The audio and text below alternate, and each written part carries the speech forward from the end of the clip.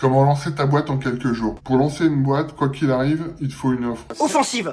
Très bien, c'est la 30 000 euros. La manière la plus simple de se lancer, c'est de faire du coaching. T'as pas à filmer de formation en ligne, t'as pas à créer de produits physiques. Le seul truc dont tu as besoin, c'est d'avoir déjà réussi à résoudre un problème, ou d'avoir atteint un objectif que d'autres personnes veulent atteindre aussi. Ça peut être perdre des kilos, réussir son déménagement plus facilement, réussir à aménager une petite surface, se mettre à un instrument de musique, se mettre au sport, ça peut être plein de choses. À partir du moment où t'as déjà eu un objectif dans ta vie et que t'as eu des résultats, tu peux totalement accompagner quelqu'un qui veut s'y mettre aussi. Parce qu'il y a deux réactions possibles quand on se lance dans un nouveau projet. Il y a des personnes qui adorent chercher des solutions, qui vont fouiner sur internet, qui vont faire beaucoup de recherches, qui vont tester plein de choses, qui adorent ça. Et à l'inverse, il y a des personnes qui ont moins de temps dans leur vie et qui n'aiment pas du tout passer des heures à chercher des choses. Ça les intéresse pas de regarder des tonnes de vidéos sur un sujet, surtout au démarrage. Et ils préfèrent avoir une solution clé en main. Ce sont des personnes qui vont faire quelques recherches, qui vont vite être saoulées. Parce que mine de rien, quand on se lance dans un nouveau domaine, il y a énormément de trucs à savoir. Il y a souvent un jargon qui nous ralentit. Un placement à taux répertorié sur la base des indices compensés. Les vidéos sont dispatchées, on ne sait pas forcément qu'est-ce qui est essentiel, par quoi commencer, qu'est-ce qui est le plus efficace. Et pour les personnes qui n'ont pas envie de faire ce travail de recherche, tu peux leur faciliter la tâche. Parce que tu es déjà passé par ces étapes, tu as déjà eu des résultats et tu as trouvé une manière de faire qui fonctionne bien pour toi. Et ces personnes, tu peux les aider. Ça a été exactement le cas pour la guitare en 2 semaines. Je vais te parler un petit peu des grandes étapes de mon parcours pour que tu vois comment j'ai développé ma boîte. La première étape, ça a été quand j'ai voulu me mettre à la guitare. J'ai eu tout de suite le coup de cœur et là, je suis allé à la recherche de tout ce qui pouvait m'aider à être un bon joueur. J'ai acheté des tonnes de bouquins, je suis allé sur internet, j'ai testé plein de cours. Dès que je rencontrais un guitariste, je lui demandais de me donner des astuces pour réussir.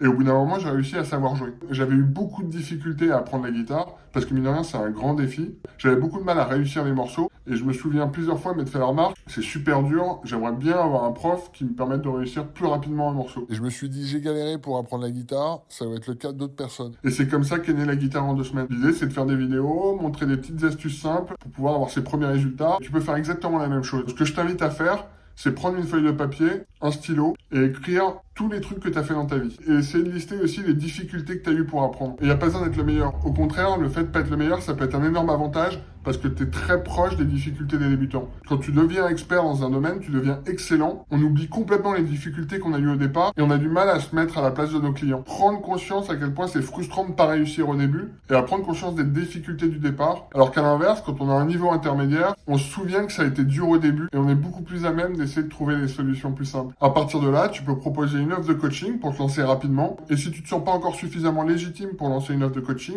j'ai une seconde astuce pour toi, c'est de créer du contenu. Partager les astuces que tu as découvertes, partager aussi ta progression, montrer tes découvertes, montrer ce qui t'a aidé, documenter ta progression parce que ça va être très inspirant pour les débutants qui vont te suivre. Quand on démarre un nouveau projet, on est souvent excité par le projet et de découvrir d'autres personnes qui nous partagent leur progression, c'est hyper inspirant. Donc ce que je t'invite à faire pour résumer, c'est 1. Trouver un domaine dans lequel tu as eu tes premiers résultats ou dans lequel tu as envie d'avoir des résultats et tu vas partager tes progrès en créant du contenu. 2. Lister toutes les difficultés que tu as rencontrées. Et 3. Trouver les solutions simples à chacune de ces difficultés. Et ensuite, tu n'as plus qu'à partager ça aux gens. Soit par des vidéos, soit par un blog, soit par un podcast. Ensuite, tu n'as plus qu'à lancer ton offre. Soit un coaching, soit des formations en ligne, il y a plein de solutions possibles. Choisis ce que tu préfères. Et si tu sais pas du tout comment débuter, je t'invite à télécharger mon petit e-book Comment présenter son offre. Dedans, je te résume les points essentiels, comment créer du contenu facilement, comment élaborer ton offre, comment la présenter aux gens. Je te dis à la semaine prochaine.